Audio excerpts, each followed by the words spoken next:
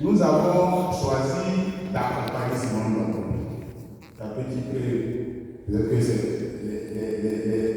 les plus jeunes ne connaissent pas, mais c'est un militant de la toute première syndicaliste. Il a choisi le bon camp. Et je pense que vous ici, vous avez choisi le bon camp. Parce que Simone Bako est la solution. La solution pour la Côte d'Ivoire. Notre pays a souffert de ces guerres, des égoïsmes, de la méchanceté des hommes. Et il est temps qu'on reconstruise ce pays-là. Il est temps qu'on reconstruise l'Afrique.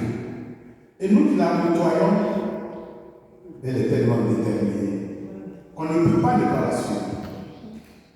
Parce que nous connaissons son parcours. Elle connaît la Côte d'Ivoire politique, la Côte d'Ivoire syndicale. Nous avons choisi de l'accompagner parce que nous pensons que c'est la meilleure voie pour ce moment. C'est parce que vous vous souvenez quand Simone Bako est sorti de prison, son premier acte, c'était d'appeler à la réconciliation. Pourtant, humainement, c'était difficile. Après tout ce qu'elle a vécu, tout ce qu'elle a subi, elle a appelé à la réconciliation. Et l'autre force de Simone Bako, c'est sa relation avec Dieu. Et nous qui la côtoyons, on est toujours surpris quand elle dit certaines choses. Nous, on a été syndicalisés, quelquefois on y va, elle dit non. Dans les statuts du MJC, nous avons tenu, ça a été une bataille pour insérer dans les statuts que dans nos valeurs, la crainte de Dieu est un point important. Et nous avons réussi à l'imposer dans le statut de l'école de MJC. C'est donc important. Vous savez, on est en Côte d'Ivoire, on voit des réalités. C'est vrai, on a dit plein de choses. Simone a trahi, je ne sais pas ce qu'elle a trahi, mais nous qui la suivons dans son combat politique, c'est la seule qui est restée dans la ligne originelle. La seule. C'est la seule. Et donc, nous sommes déterminés. C'est vrai, quand on voit, mais comment elle va faire? Il est là, quand il s'est agi des parrainages, ça a commencé comment? On a créé, Simone Bako a initié de créer la CAP Côte d'Ivoire. On avait 8 points de revendication, dont la mise en place d'une nouvelle série, la question du découpage électoral, et c'était des points sans lesquels on n'irait pas aux élections. C'est ce qu'on a tous dit dans la coalition. Parce qu'on a pas dit oui, Simone a trahi, non. C'était ça les points.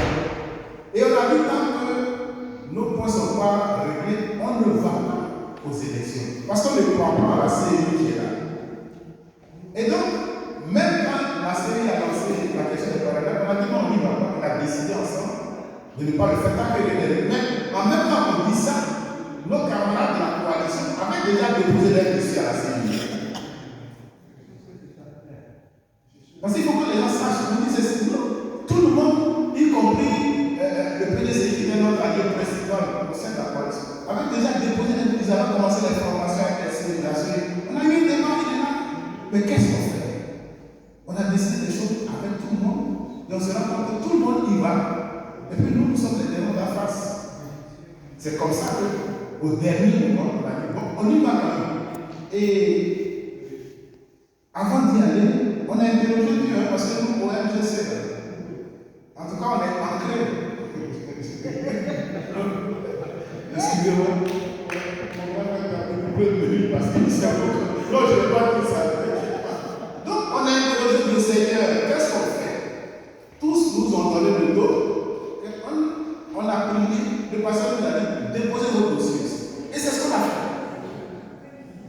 Même pendant les parrainages, on était les derniers à commencer. Mais Dieu a opéré le miracle. Amen. Et nous dirons jusqu'au bout. Ne vous fiez pas aux apparences. Simone Bako est resté fidèle à ses engagements. Rien n'a changé. Tous ceux qui parlent de trahison, c'est eux qui ont changé. Donc, moi je voudrais simplement vous appeler, vous la diaspora, à être confiant. C'est vrai, on n'a pas les moyens. Parce que la cause qu'elle défend est une cause juste. Nous voulons une Côte d'Ivoire souveraine. La souveraineté, là, ça ne se négocie pas. On doit l'arracher. Et moi, je sais qu'on peut compter sur vous, les femmes. Parce que quand vous êtes déterminés, vous êtes capables. Vous êtes capables de soulever les montagnes. Et nous sommes dans le monde des générations capables. Nous croyons à ce combat-là. Parce que vous verrez qu'à la fin, c'est nous qui aurons raison. Parce que nous allons gagner. Ce combat-là, engagez-vous. Allez parler de Simone Gbagbo du MGC à tous ceux qui sont dans la diaspora, les Congolais, tous les pays africains. Nous devons arracher notre indépendance. Nous devons arracher notre indépendance. On a entendu la France a laissé le 43e Bima, mais attends, ne vous laissez pas perdre. Ils ne sont pas au 43e Bima, ils sont ailleurs en Côte d'Ivoire. Et là, ils s'installent. En général, ils s'installent sur des pôles de richesse. Ils sont attaqués dans ce moment.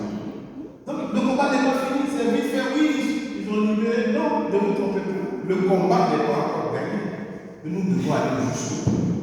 Donc, mon appel, c'est vraiment la solidarité de tous. Il faut que ceux qui dirigent notre parti dans la diaspora, vous puissiez entendre. C'est la dernière ligne droite. Nous devons nous mettre ensemble. Nous devons nous mettre ensemble. Quelqu'un a dit avant, laissons tomber nos querelles personnelles.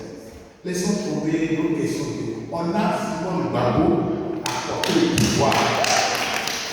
C'est ça le vrai combat. La contradiction, il y en a partout, il y en a à tout moment. Mais on doit avoir cette vision-là, on doit avoir ça en tête. Après, on va régler nos problèmes. Parce que c'est ce dont il s'agit. Ce sont nos terres. Nos terres qui ont été vendues à d'autres. Aujourd'hui, il y a des villages où les gens ne sont plus propriétaires de leurs terres. Ils ont sorti un décret, les terres sans propriétaire. C'est pas où ils ont vu ça. Les terres sans maître. Enfin, vous avez quand même trouvé des gens sur place. Pour ne pas citer quelqu'un, vous m'avez trouvé dans mon village quand même. Enfin, quand même. C'est ça le combat. Le combat de la souveraineté, on a des richesses que d'autres exploitent. C'est comme ça qu'on se bat. C'est comme ça que Simone Gbagbo se bat. Simone Gbagbo a dépassé les questions personnelles. Vous l'avez vu quand le RHDP s'est déplacé. Il y avait 11 ministres de la Santé qui sont venus parler avec Simone Gbagbo. Au départ, ils nous ont proposé d'aller à Versailles.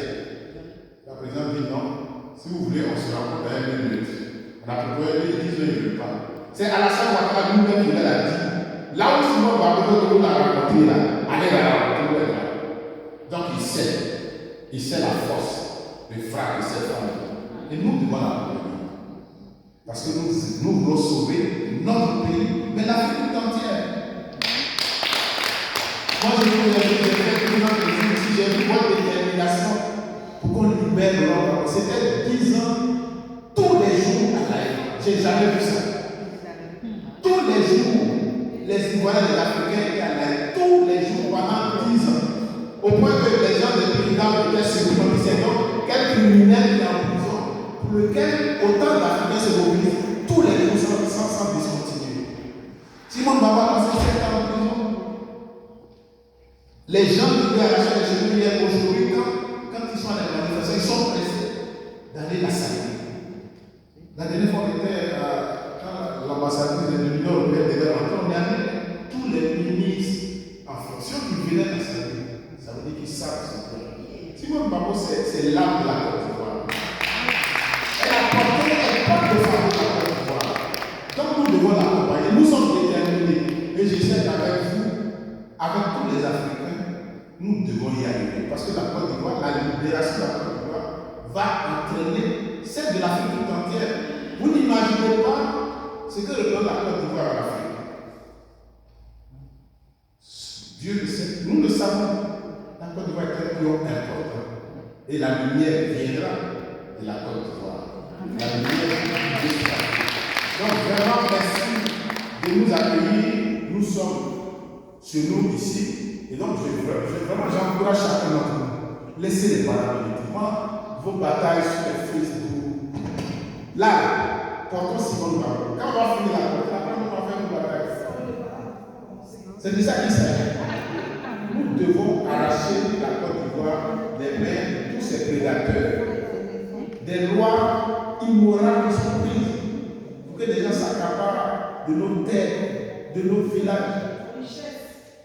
De nos oui, les richesses, ça c'est évident, c'est de ça qu'il s'agit. Donc, il n'y a pas de plan aujourd'hui, la parole est libre. Mais mettons-nous ensemble. Les élections à chaque temps. Et de toutes les façons, moi je voulais juste faire une confidence. Quelle que soit la nature des choses qui vont se passer, Simone Gbagbo sera président de la Côte d'Ivoire.